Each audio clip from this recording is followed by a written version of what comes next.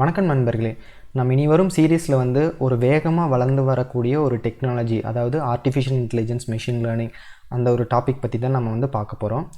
இது வந்து இப்போவும் இன் ஃப்யூச்சர்லேயும் வந்து நிறையா ஜாப்ஸ் நிறையா ஃபீல்ட்ஸில் க்ரியேட் பண்ண போகுது. Like medical, banking, automotive, agriculture, இந்த மாதிரி நிறையா ஃபீல்ட்ஸில் ஜாப்ஸ் க்ரியேட் பண்ண போகுது.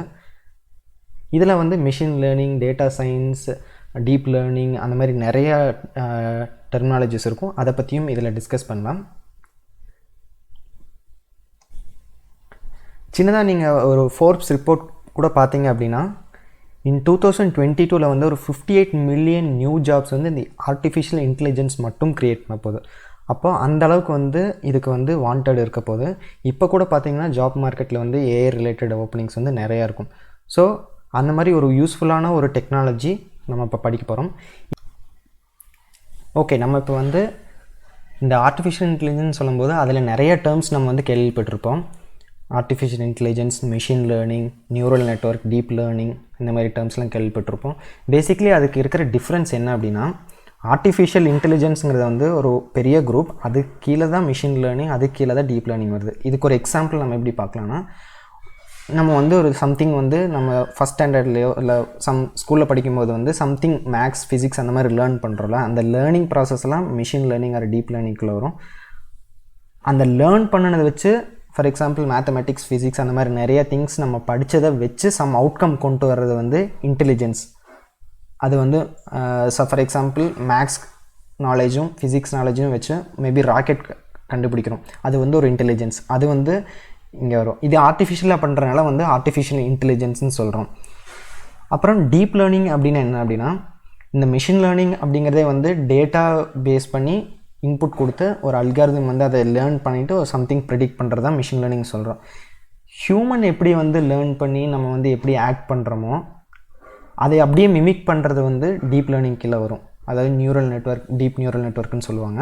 அது வந்து ஹியூமன் பிரெயின் எப்படி ஒர்க் ஆகுதோ அதை அப்படியே மிமிக் பண்ணுற மாதிரி பண்ணியிருப்பாங்க. மிமிக் இன் த சென்ஸ் அது எப்படி ஒர்க் ஆகுமோ அதை மாதிரி ஒரு அல்காரிதம் வந்து டெவலப் பண்ணியிருப்பாங்க. அது வந்து டீப் லேர்னிங்குள்ளே வரும்.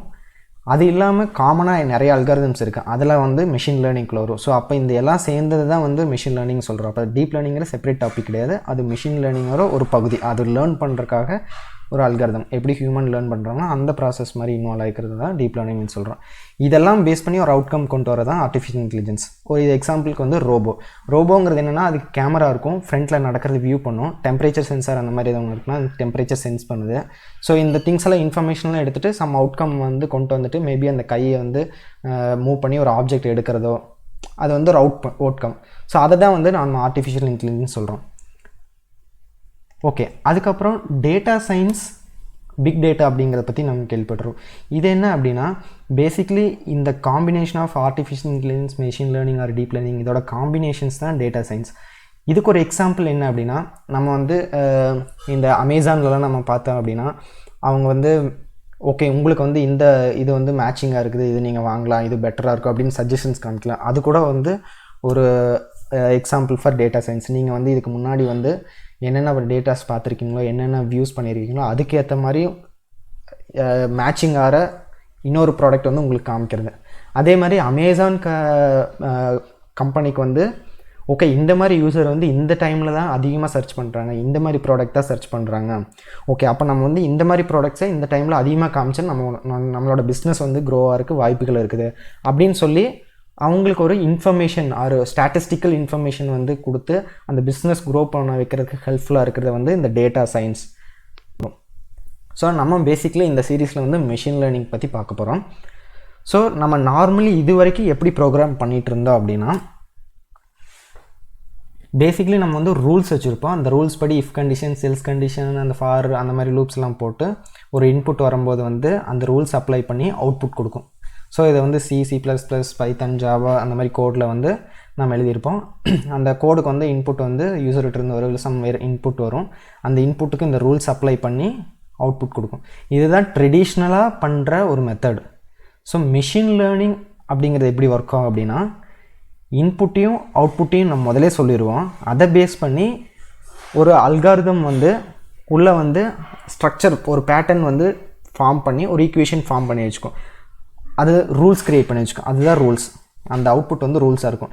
நெக்ஸ்ட் டைம் இந்த ரூல்ஸ்க்கு ஒரு இன்புட் கொடுத்த அப்படின்னா அது அவுட்கம் என்ன வரும் அப்படின்னு ப்ரிடிக்ட் பண்ண தெரியும். ஸோ பேசிக்லி இங்கே வந்து எந்த ஒரு ப்ரோக்ராமிங்கும் பண்ணல, இன்புட் கொடுக்குறீங்க, அவுட்புட் கொடுக்குறீங்க, அதை பேஸ் பண்ணி அதுவே லேர்ன் பண்ணி ஒரு பேட்டர்ன் ஃபார்ம் பண்ணி பேட்டர்ன் ஃபைன் பண்ணி ஒரு ஈக்குவேஷன் ஃபார்ம் பண்ணி வச்சுட்டு நெக்ஸ்ட் டைம் வந்து அதுக்கு இன்புட் கொடுத்தீங்க அப்படின்னா அது அவுட்புட் வந்து ப்ரிடிக்ட் பண்ணும். ஸோ பேசிக்லி ட்ரெடிஷ்னலுக்கும் மிஷின் லேர்னிங்க்கும் இதுதான் டிஃப்ரென்ஸ். ஓகே, நம்ம மிஷின் லேர்னிங்கோட அவுட்கம் வந்து என்னென்னு சொன்னோன்னா ரூல்ஸ்ன்னு சொன்னால் rules are nothing but equations. So machine லேர்னிங்கில் complex nonlinear equation or linear equations form ஆகும். ஸோ இன்புட் வந்து மல்டி டைமென்ஷனல் டேட்டாஸாக இருக்கும்.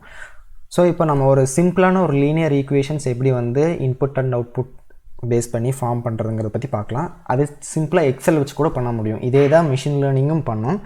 நம்ம எக்ஸலில் ஃபஸ்ட்டு பார்க்கலாம். நெக்ஸ்ட்டு வீடியோஸ்லாம் மிஷின் லேர்னிங் அதை எப்படி பண்ணுது அப்படிங்கிறத நம்ம பார்க்கலாம். இப்போ இன்புட் வந்து 1 2 3 4 அப்படின்னு சொல்லி நம்ம இன்புட்ஸ் எடுத்துக்கலாம். அவுட்புட் வந்து இது வந்து மேபி மல்டிபிள்ஸ் ஆஃப் இன்புட்னு சொல்லி நம்ம முதலே டிஃபைன் பண்ணி வச்சுக்கலாம். ஸோ மல்டிபிள்ஸ் ஆஃப் 2s அப்படின்னு சொல்லிட்டு நம்ம பண்ணி வச்சுக்கலாம்.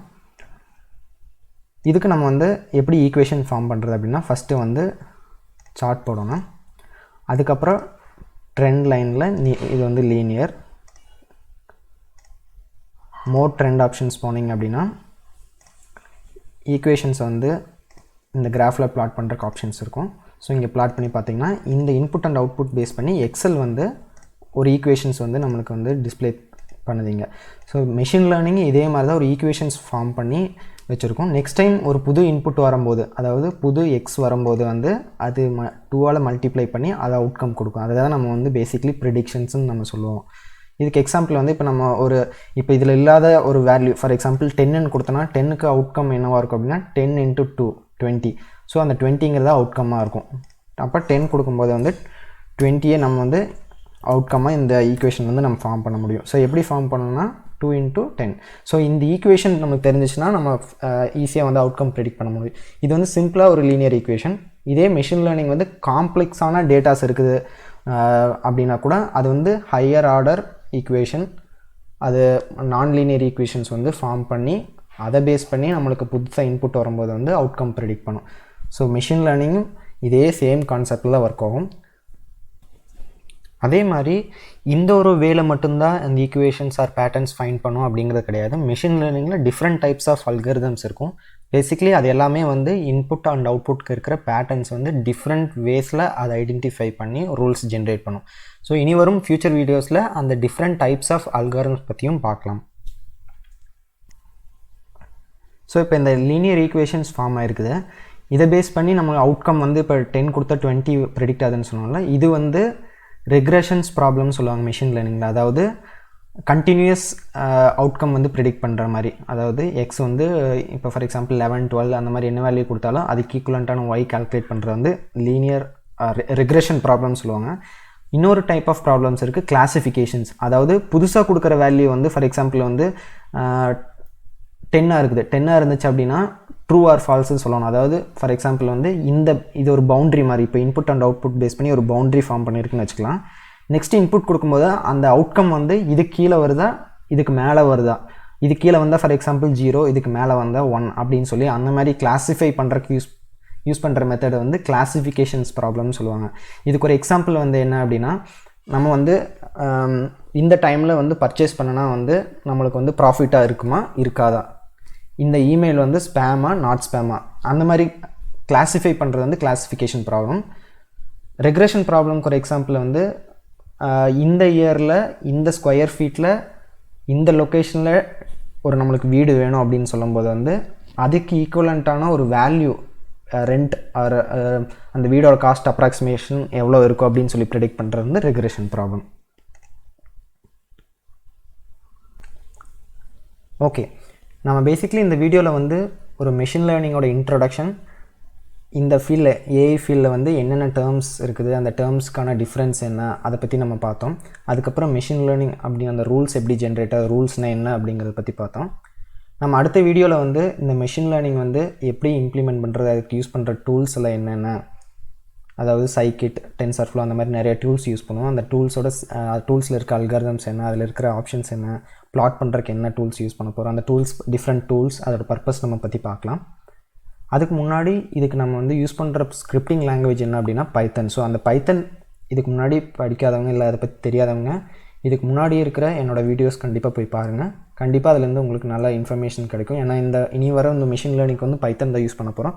ஸோ கண்டிப்பாக உங்களுக்கு பைத்தன் தெரிஞ்சிருந்தால் ரொம்ப ஹெல்ப்ஃபுல்லாக இருக்கும். ஸோ மறக்காமல் கண்டிப்பாக அந்த வீடியோஸ்லாம் போய் பாருங்கள்.